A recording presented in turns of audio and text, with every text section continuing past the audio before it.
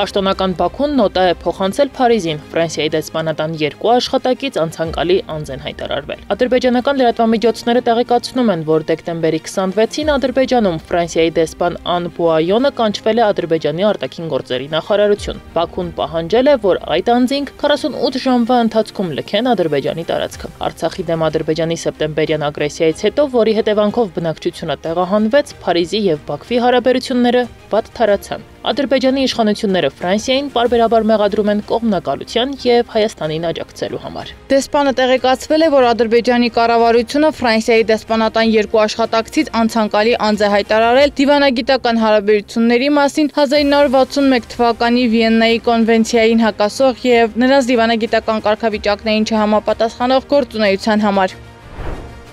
Իրանի պետական Թանսիմ գործակալությունը տեղեկացրել էր, որ Իսլամական հեղափոխության պահապանների կորպուսի խորհրդական գեներալ Սաիդ Ռեզա Մուսավարին զոհվել է սիրիական Դամասկոսի մերձակայքում Իսրայելի հրթիռային հարձակման հետևանքով։ Դամասկոսում Իրանի դեսպանը պարզաբանել է, որ Իսրայելը 3 հրթիռով հարվածել է այն տանը, որտեղ ապրում էր խորհրդականը։ Իրանը այս քայլը ահաբեկչություն է որակում։ Իրանի Իսլամական Հանրապետությունն իրեն իրավունք է վերապահում ճիշտ պահին եւ ճիշտ վայրում անհրաժեշտ պատասխան միջոցներ ձեռնարկել այդ գործողության դեմ։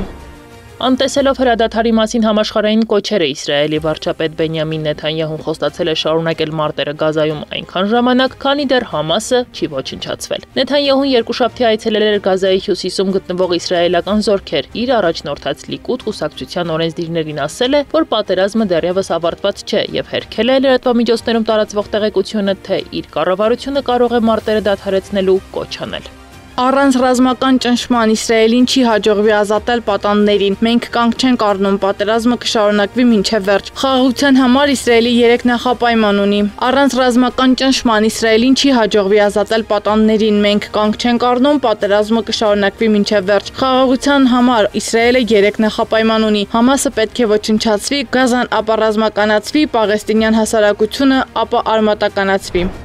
Ռուսաստանի պաշտպանության նախարար բանակի գեներալ Սերգեյ Շոյգուն ամփոփիչ թեմատիկ սելեկտորային խորհրդակցության ժամանակ ասել է, որ Ռուսաստանի Դաշնության զինված ուժերը կատարել են անցնող 2023 թվականի գլխավոր խնդիրը՝ խափանելով ուկրաինական հակահարձակումը։ Անցնող տարում հիմնական ջանքերը կենտրոնացած էին հատուկ ռազմական գործողության նպատակներին հասնելու վրա։ Դրանցից գլխավորը Ուկրաինայի եւ ՆԱՏՕ-ում նրա դաշնակիցների կողմից բարձրաձայն հայտարարված ուկրաինական զինված ուժերի հակահարձակումը խափանելն էր։ Այդ խնդիրը հաջողությամբ կատարվել է։ Նրա խոսքով դա հաջողվել է անել արդյունավետ կառուցված պաշտպանական գծերի, տեխնիկայի հուսալիության եւ մարտիկների վճռական գործողությունների շնորհիվ։